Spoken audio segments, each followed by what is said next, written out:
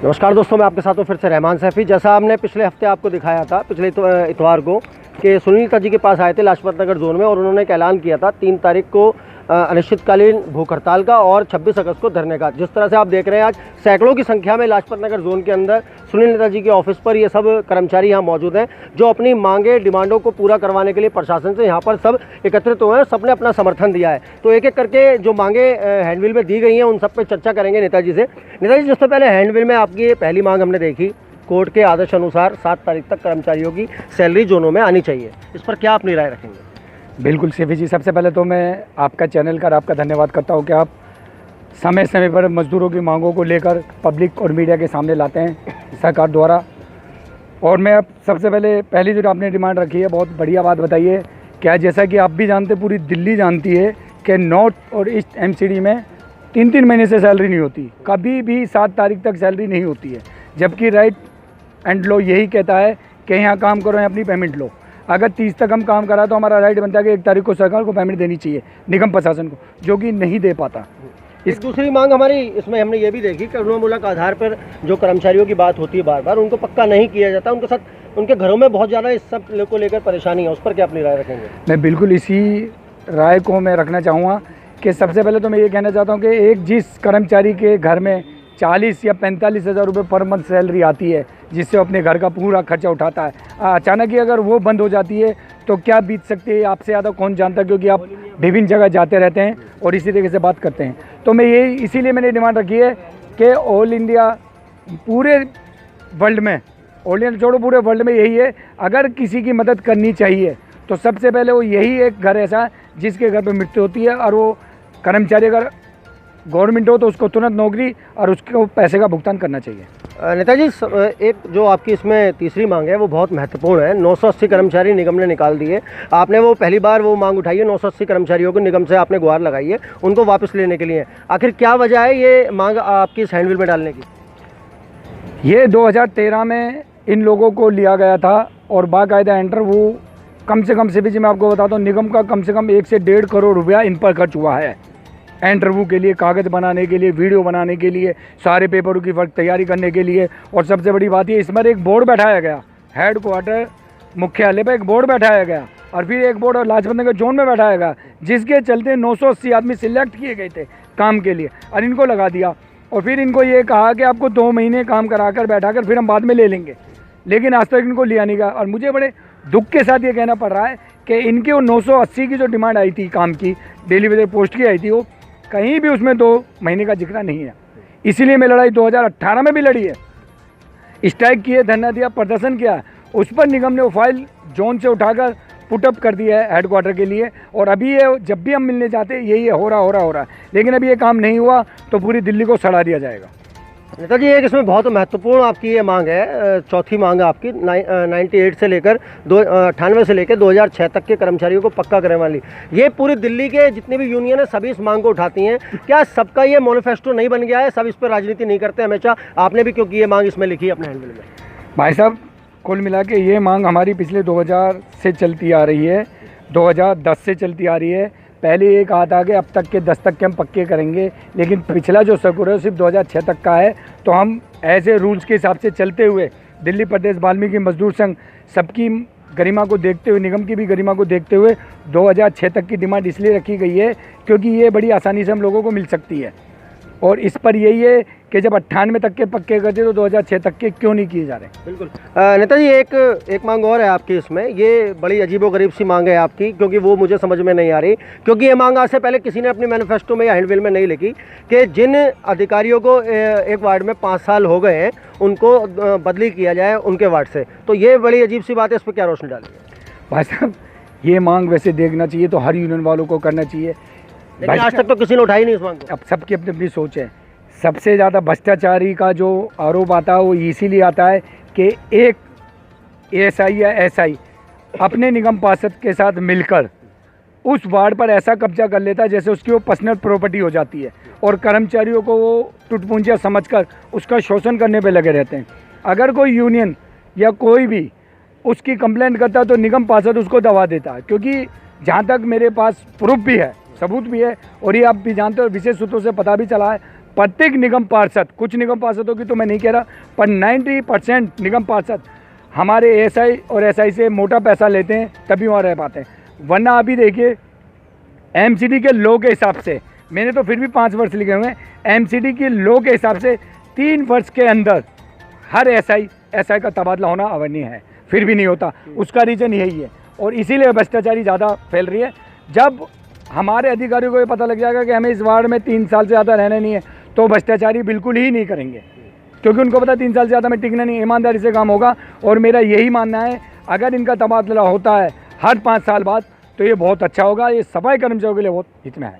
एक मांग आपकी जो आखिरी मांग है, इसमें 7वीं मांग, ये बहुत ही इंपॉर्टेंट है, ये बहुत ज़रूरी है कर्मचारियों के लिए। वैसे ही कर्मचारियों को निगम जो है पैसा देने में कंजूसी करता है, और ऊपर से उनका ईपीएफ का जो पैसा है वो बराबर कटता रहता है। इस पर क्या रोशनी डालेंगे, क्यों लिखनी पड़ी आपको ये मांग?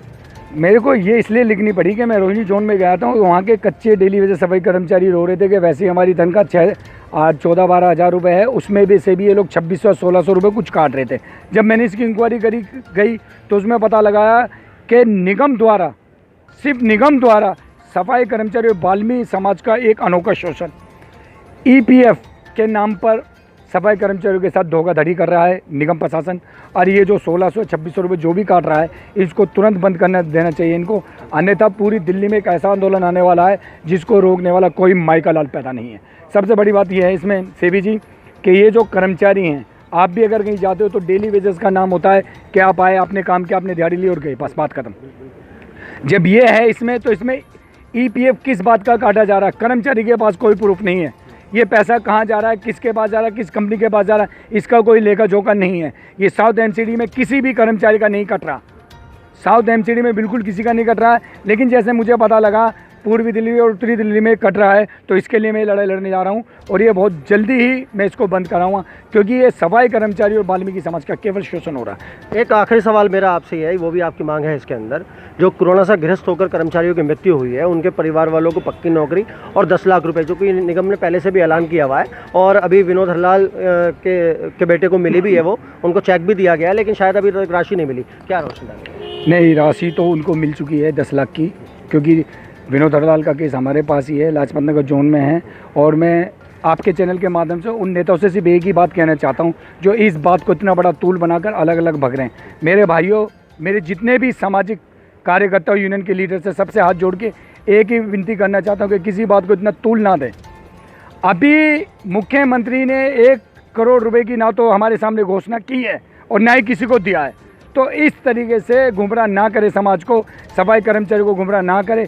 एक तो कोरोना में हमारा कर्मचारी शहीद हो रहा है, उसको पक्की नौकरी तक तो हम लोग दिला नहीं पा रहे। हम सीएम का धन्यवाद किस बात के लिए कर रहे हैं, किस बात के लिए कर रहे हैं, ये बताइए आप। सीपी जी, पहले तो अभी मुझे बताइए कि ईस्ट और सब में लगाकर टोटल 39 से 40 हमारे कोरोना योद्धा सफाई कर्मचारी शहीद हुए हैं, उनमें से किसको पक्की नौकरी मिली है? सर, अभी तक किसी की सूचना नहीं है। तो फिर अरे हम लोग अपने डिपार्टमेंट का तो काम कर नहीं पा रहे ढंग से, हम अरविंद केजरीवाल के पास जा रहे हैं, अरविंद केजरीवाल का धन्यवाद करते हैं। और सबसे बड़ी बात तो मैं कहना चाहता हूँ इस चैनल के माध्यम से, अरविंद केजरीवाल जी, सबसे पहले आप अपने सफाई कर्मचारी आयोग जो बना इसको तुरंत बंद करें, ये बिल्कुल भ्रष्टाचारी हो रही है इसमें। नेताजी, आपने किस बिना पे कह दिया कि सफाई कर्मचारी आयोग से भ्रष्टाचारी हो रही है? भाई साहब, आप ये बताइए, 2016 में 18 में जब हमने 980 के लिए लड़ाई लड़ा, तो श्री आदरणीय हमारे बड़े भाई माननीय श्री संतलाल चावरिया जी इसके चेयरमैन थे। ये सारे कर्मचारी इस बात के गवाह हैं, सब गए थे, लेकिन उन्होंने कर्मचारियों का भला ना करते हुए निगम प्रशासन की ओर लेते हुए। वो शायद वो पुरानी बात है, लेकिन अभी जो आयोग के चेयरमैन हैं वो संजय गहलोत जी हैं, और संजय गहलोत जी खुद आपकी ही फील्ड से आते हैं, क्योंकि निगम यूनियनों के नेता रहे हैं वो हमेशा से। उन्होंने कर्मचारियों के हक की लड़ाई लड़ी, तो आप इस बिना को तो नहीं कह सकते उनके लिए कम से कम। सीपी जी, मैं आपको एक बात और बताना चाहता हूँ, जिस तरीके से ये कर्मचारियों के बीच से नेता बन के रहा है, तो हमारे बड़े भाई जो आदरणीय चावरिया जी, वो भी इनकी कोई राजगद्दी नहीं है, ये वो भी हमारे बीच में से निकल के गए हुए हैं, उनको भी इतना पता है जितना इनको पता है। और रही बात, आप संजय गहलोत जी की बात कर रहे हैं, मैं चैलेंज करता हूं संजय गहलोत को, सरेआम सफाई कर्मचारी आयोग के चेयरमैन जी को सरेआम चैलेंज करता हूं, वो एक भी काम ऐसा बता दे जिन्होंने सफाई कर्मचारी के हित में भी तलब किया हो। बिल्कुल सर, हम उनसे इस बारे में बिल्कुल बात करेंगे। कुछ कर्मचारी हैं दोस्तों यहाँ पर, उनसे भी बात करेंगे। मैं आपसे जानना चाहता हूँ, जिस तरह से नेताजी ने अपनी सारी बात रखी है, आप अपनी क्या राय रखना चाहते हैं? हम नेताजी के साथ हैं। नेताजी 3 तारीख का जो काम बंद हड़ताल कर रहे हैं, हम नेताजी के साथ हैं। एक जो 980 कर्मचारियों की बार बार बात हुई, पिछले हफ्ते भी हमने की और आज भी हमने की, उनमें से एक कर्मचारी भी यहाँ पर मौजूद है, उनसे भी बात करेंगे। जिस तरह से नेताजी ने बात की 980 कर्मचारियों की, आप खुद उसके शिकार हैं, आप क्या बताना चाहेंगे, किस तरह की पीड़ा है आप? देखिए जी, जैसे कि हम जो 980 लोग ये 2013 में लगाए गए थे, हमारे साथ टोटल शोषण हुआ था। पहली बात तो हमें कोई लेटर नहीं दिया गया कि हमें काम पे से हटाया जा रहा है या फिर ब्रेक दिया जा रहा है। उन्होंने सिर्फ हमसे ये कहा गया था कि 980 लोगों में से कुछ लोगों को आपको 2 महीने की सेक्शन मिलेगी, फिर 2 महीने की सेक्शन कुछ आदमियों को मिलेगी, फिर आपको बुलाया जाएगा। क्योंकि सरकारी नौकरी में कभी भी रेगुलर नहीं लगाया जाता, ब्रेक के बाद दिया जाता है। छोटा ये ब्रेक की बात हुई थी, हम जब गए, हमारी कमी ये रही कि हम किसी से जुड़े नहीं, हमें सुनील नेता जैसे नेताजी नहीं मिले और हमने कई जगह पुकार मारी। हमारे को सब सिर्फ टल्ला दिया गया कि आपका इस दिवाली, इस होली काम हो जाएगा, न्यू ईयर पे काम हो जाएगा, हमें सिर्फ टालते रहे। जब हम लोग इकट्ठा हुए, नेताजी के पास आए, नेताजी ने हमारी बात रखी। अब मैं ये चाहता हूँ, ज़्यादा बात ना करते हुए, कि 26 तारीख का जो धरना प्रदर्शन हमारे नेताजी 5 नंबर गेट सिविक सेंटर पे कर रहे हैं, तो वहाँ हमारे जो कच्चे पक्के कर्मचारी वाल्मीकि समाज के और हमारे बहन भाई है जो, वो हमें साथ दे, हमारा सहयोग करे और हमारे को वहाँ पर हमारी ताकत बन के हमारे साथ खड़े हो। और 3 तारीख से जो हम काम बंद हड़ताल करने की घोषणा कर चुके हैं हमारे नेताजी, उसमें हमारा साथ दे। किसी भी क्षेत्र में दिल्ली के अंदर कोई ऐसा गद्दार ना हो जो कि भड़काए कर्मचारियों और काम करवाए, क्योंकि जब तक सिर्फ एक 980 की बात नहीं है, ये हमारे कई ऐसे मुद्दे हैं जो कि जब तक पूरे नहीं हो सकते, जब तक हमारी एकता नहीं होगी। और हमारी एकता टूटती कैसे? कुछ भ्रष्टाचारी ऐसे नेता है हमारे कि जो जाके काम बंद हड़ताल में भी या किसी धरने प्रदर्शन में लोगों को रोकते हैं कि ऐसा ना करे। तो मैं उन्हें साफ कहना चाहता हूँ, ये 980 लोगों की नौकरी नहीं है, ये 980 परिवारों का रोजगार है, ठीक है, और वो भी वाल्मीकि समाज का। अगर जो भी कोई नेता, कोई भी यूनियन का नेता हो या कोई भी किसी अधिकारी अगर कोई ऐसा काम करता है, तो भाई साहब वो हमारे वाल्मीकि समाज का गद्दार होगा। उसे कोई भी किसी भी तरीके से हमारा समाज सहयोग नहीं करेगा, और वह कुत्ता होगा, उस थाली में खाता होगा। जो समझदार हो आप, समाज गद्दार को गद्दारी कहा जाता है, उसे हम अपना नहीं कह सकते। तो ये आपने देखा कि आज कर्मचारियों में कितना आक्रोश है। ये 980 जो कर्मचारियों का मामला एक बहुत बड़ा मामला बन गया है, लाजपत नगर जोन में नहीं, आज ये पूरी दिल्ली की आवाज़ बन गया। आप देख रहे हो कि कैमरे के फ्रेम पर सैकड़ों की संख्या में यहाँ पर कर्मचारी मौजूद है, जो पूरे आक्रोश में अपने हक की बातों को प्रशासन से मंगवाने के लिए। तो दोस्तों, अगले मुद्दे के साथ, एक नई बात के साथ हम आपके सामने फिर आते रहेंगे। जय हिंद।